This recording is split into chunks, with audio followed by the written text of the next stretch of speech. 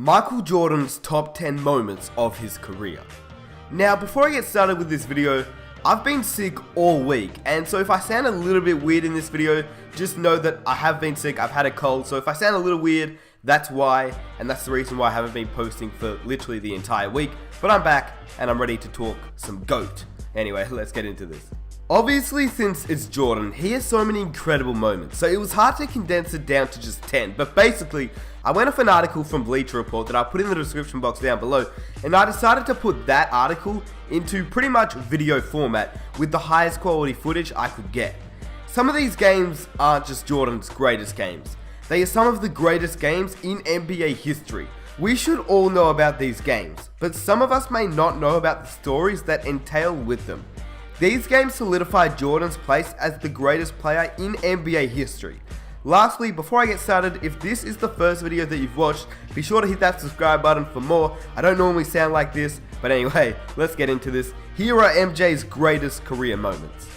Number 10. Michael Jordan drops 51 points at the age of 38 years old. This game proved to the world that MJ was still capable of scoring 50 points, despite the fact that he was 38 years old. Now, I know that some people will disagree with this game being on the list, but this was ultimately Jordan's best game with the Washington Wizards.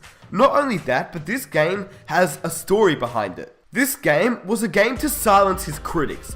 Prior to this game, Jordan posted a career low at the time of 6 points in a loss against the Indiana Pacers. This was the first time Jordan had failed to score at least 10 points in an NBA game since he scored 8 points back in the 1986 season, when he was playing limited minutes because he was still recovering from an injury. So after he had his career low in points, he then went on to score 51 points at the age of 38 after being retired from the game for 3 seasons. Absolutely insane. This game also proved what MJ could have done if he had played in his prime during this era. Wow, the matchups would have been absolutely insane. And the what if scenarios, well, they'd be answered. Kobe vs Jordan in their primes. Jordan vs LeBron. Wow, it would have been crazy. Anyway, the craziest thing about this game was that Jordan scored 51 points on 55% field goal shooting. And after his 51-point performance, he then went on to score 45 points the next game on 50% field goal shooting. Absolutely incredible. That's like Kevin Garnett, Vince Carter, Dirk, Paul Pierce dropping 51 this season. Like, what the hell? It's not even fair. He's the GOAT. What else can I say? Number 9. A spectacular move against Magic Johnson and the Showtime Lakers in the 1991 NBA Finals. As we all know, Michael Jordan elevated his game in the playoffs, more specifically the finals, more than any other player in NBA history. So this is one of the many great playoff games Jordan had during his career. The most famous highlight of this game was Jordan's switch hand move in the air.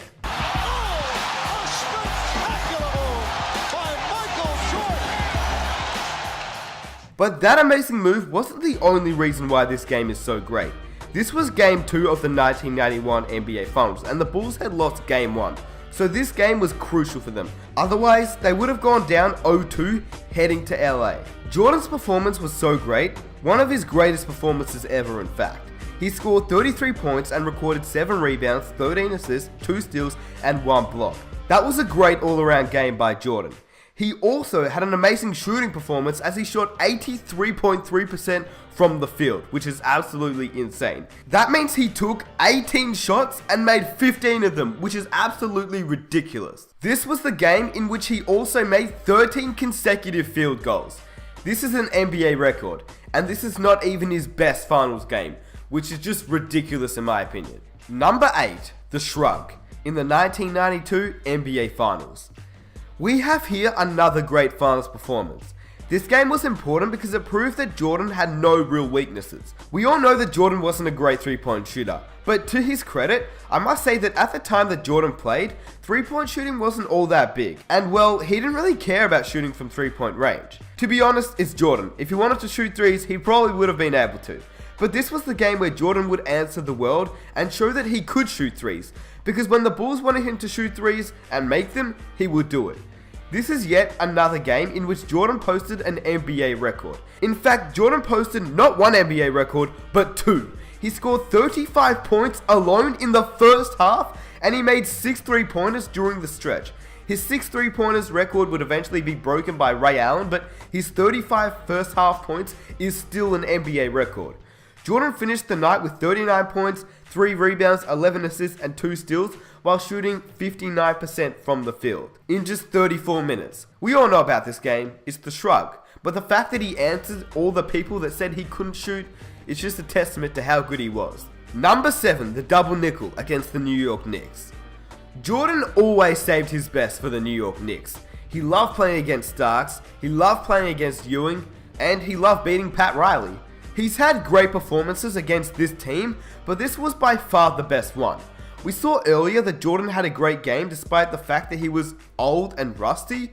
Well, that was not the first game he had done that. This game was Jordan's 5th game after being away from the game for 21 months. It also was a game on the road, in New York.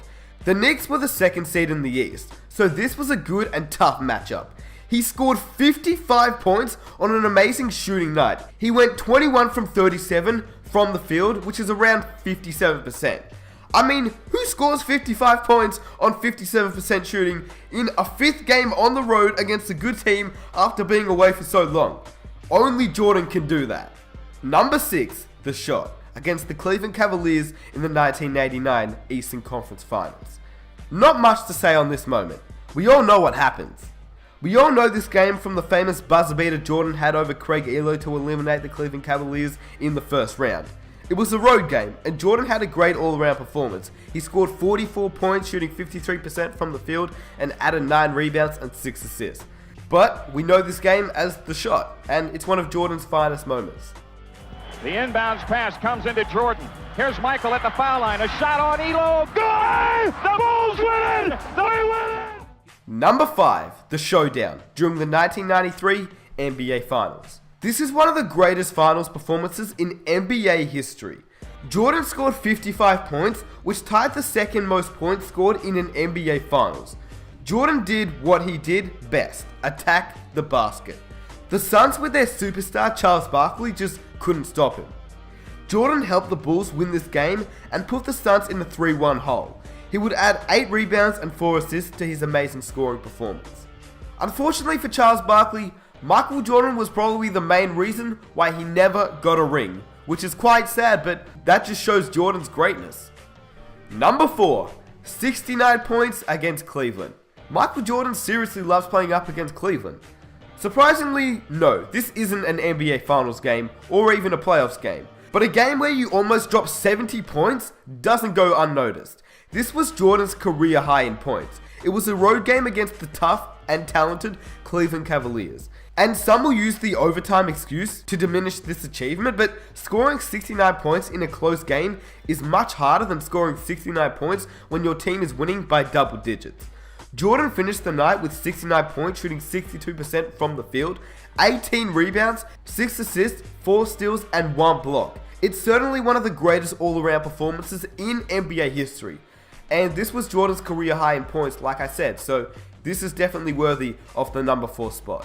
It still amazes me how Kobe and Jordan could score this many points in the era that they were playing in. It's just incredible. Anyway, let's get on to number 3. Number 3, the flu game. This performance is arguably Jordan's greatest performance ever. A Game 5 is crucial in the best of 7 final series when the series is tied at 2 games apiece, since the winner of that game would be 1 win away from the championship. The Game 5 winner in the NBA Finals ends up winning the series most of the time. The momentum was on the side of the Utah Jazz, and it didn't make things easier for the Bulls playing on the road. But this was not the biggest problem the Bulls had. Jordan was diagnosed with a stomach virus. Just by watching the game, one could see how sick and fatigued Jordan was feeling that night. But this flu wasn't going to stop Jordan. He knew the importance of this game, so he was playing against all odds. The Jazz though, they took an early 16-point lead. And at first, it would seem like the Bulls would never recover from that deficit. And it seemed almost impossible. But they did, thanks to Jordan.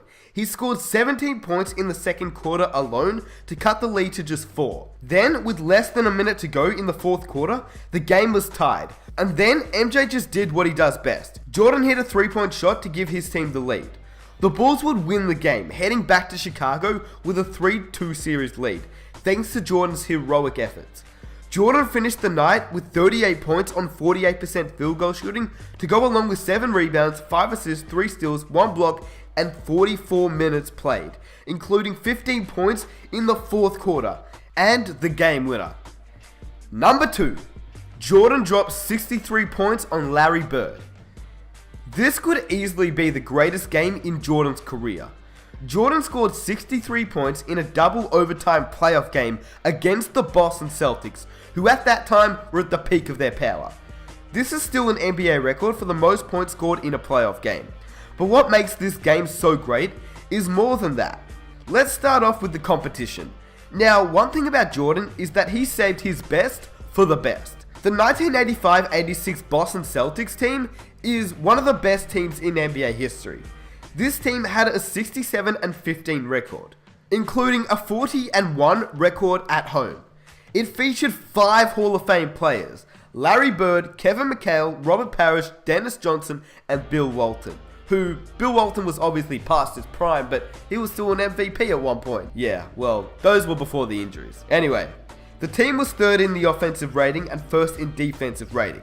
Scoring 63 points against a team like that is no easy task, especially when one of those players, Dennis Johnson, made the all-defensive team multiple times.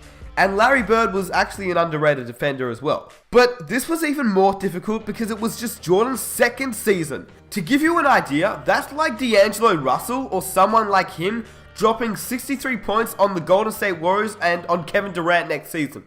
Just absolutely insane.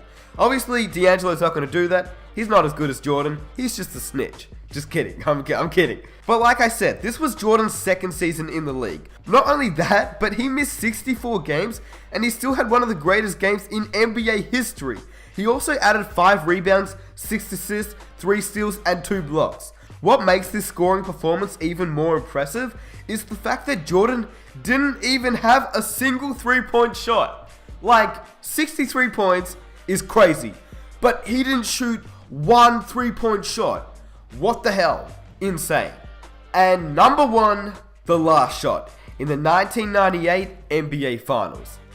Let's just set the scenario for those that don't know, which I'm pretty sure you all should know, but if you don't, the Bulls entered the game with a 3-2 series lead over the Utah Jazz.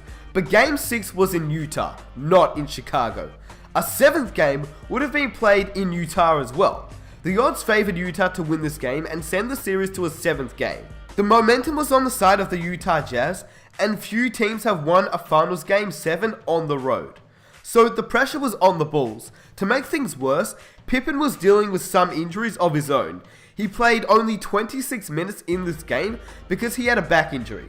As you can see, virtually everything was against Chicago. Add to the fact that this was Jordan's last game in a Bulls uniform, and it was supposed to be his last game in the NBA.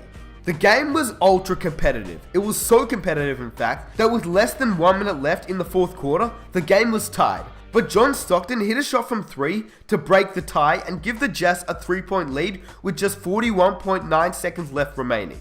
At first, it would seem that the Utah Jazz won the game, but with Jordan on the floor, as we know, anything is possible. Jordan attacked the basket on his next play and scored within 4 seconds to cut the lead to just 1. Chicago had to play great defense and hope for a Utah Jazz turnover or a missed shot. The turnover came when MJ took the ball away from Malone's hands. He scored with just 5.2 seconds left to give the Bulls a 1-point lead. The Jazz missed their last shot and the Bulls won the game and the NBA championship. Jordan finished the night with 45 points, including 16 in the fourth quarter. When the Bulls were trailing by 3 with less than a minute to go, Jordan made 3 crucial plays to lead the team to victory. This is what I call being clutch, not just some game winner in an insignificant regular season game. So yeah, that's pretty much it. I mean, the time he told Dikembe Mutombo that he would hit a free throw with his eyes closed was pretty dope too.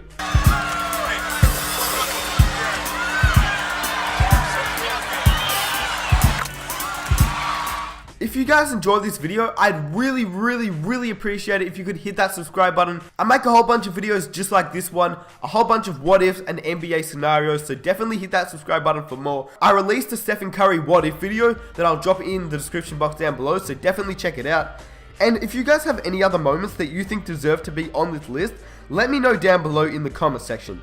If you enjoyed this video and you'd want to watch more videos just like this, definitely be sure to hit that subscribe button and drop a like on this video. It would mean the world to me. Lastly, I want to make a video just like this one, but I want to make it for quite a lot of players. So let me know which player you would want to see next. Also, sorry I sound sick, I can't really help that. I wanted to give you guys a video because I haven't uploaded in a week, and a week is a very long time. So I really apologize if I sound really weird and you guys didn't enjoy the video, but I tried my best. Anyway, I'm out. Peace. In 3 college seasons, the Warriors repeatedly said how excited they are to have Stephen Curry, but the media was more fired up about published reports of a swap that would send Curry to Phoenix for Amari Stoudemire.